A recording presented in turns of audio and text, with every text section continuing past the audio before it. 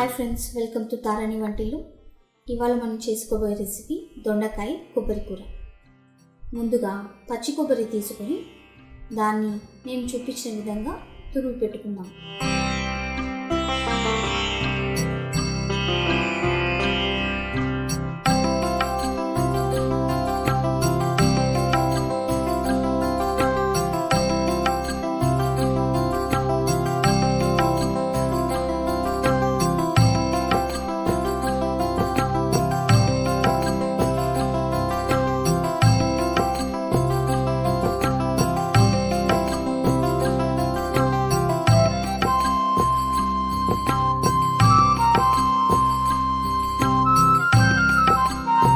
తురిమిన కొబ్బరిని పక్కకు తీసి పెట్టుకుందాం.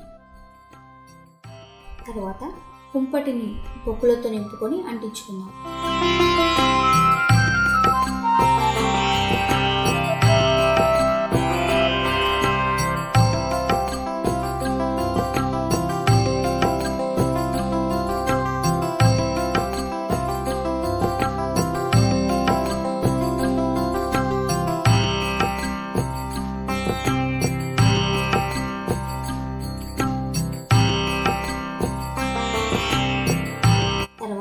ఒక కడాయి పెట్టి నూనె పోసుకుంటాం.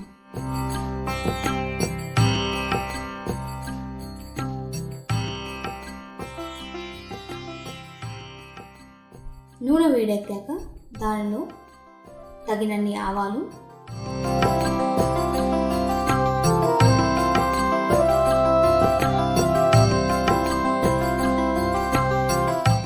ఆవాలు చిటపటలాడాక మినప్పప్పు కొద్దిగా, జీలకర్ర కొద్దిగా వేసుకున్నాం. దీనిలో మెంతి పిండి కూడా కొద్దిగా వేసుకున్నాం. అలాగే ఇంగువ కూడా.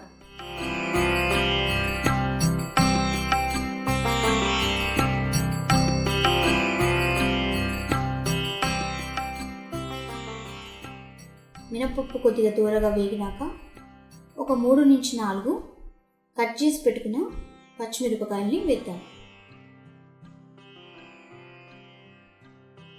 1 లేదా 2 ఎండుమిరపకాయల్ని వేసుకుందాం. తర్వాత ఒక 3-4 రెమ్మల కరివేపాకు వేసుకుందాం.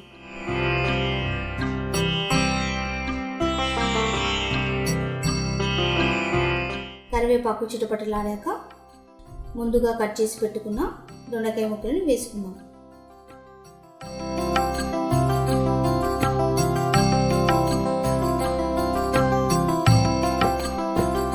దొండకాయ ముక్కలకి తగినంత పసుపు వేసుకొని కలుపుకుందాం. పసుపు వేసుకొని కలుపుకున్నాక మూత పెట్టుకుందాం. మూత పెట్టడం వల్ల కూరల్లో ఉన్న తేమ పోకుండా ఉంటుంది. ఒక 3-4 నిమిషాల తర్వాత మూత తీసి చూసి ఒకసారి దొండకాయ ముక్కల్ని కలుపుకొని ఒక పావు గ్లాసుడు నీళ్ళు పోసుకున్నాం. మళ్ళీ ఒకసారి కలుపుకొని మూత పెట్టేసుకున్నాం.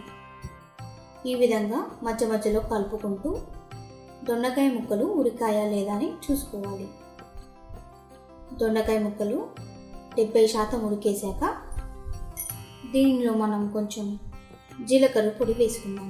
జీలకర్ర పొడి వేసుకున్నాక మంచిగా కలుపుకొని మళ్ళీ మూత పెట్టేసుకుందాం.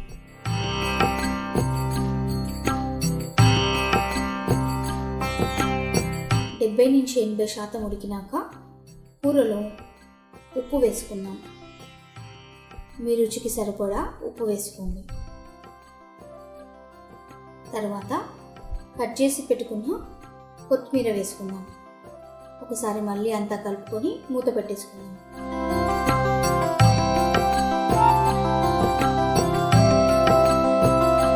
ఒక 2 నుంచి 3 నిమిషాల తర్వాత మూత తీసి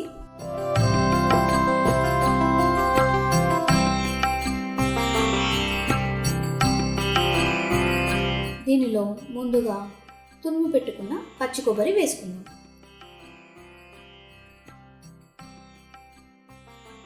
పచ్చి కొబ్బరి వేసుకున్నాక ఒక 2-3 సార్లు కలుపుకొని మూత పెట్టుకుంటాము.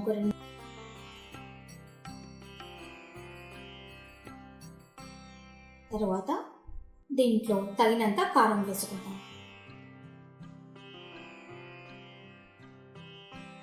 ముందుగా మనము పచ్చిమిరపకాయలు, ఎండుమిరపకాయలు వేసుకున్నాం.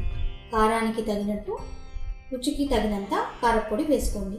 మంచిగా కలుపుకొని మూత పెట్టుకొని ఒక 2 నిమిషాల తర్వాత దించేయడమే.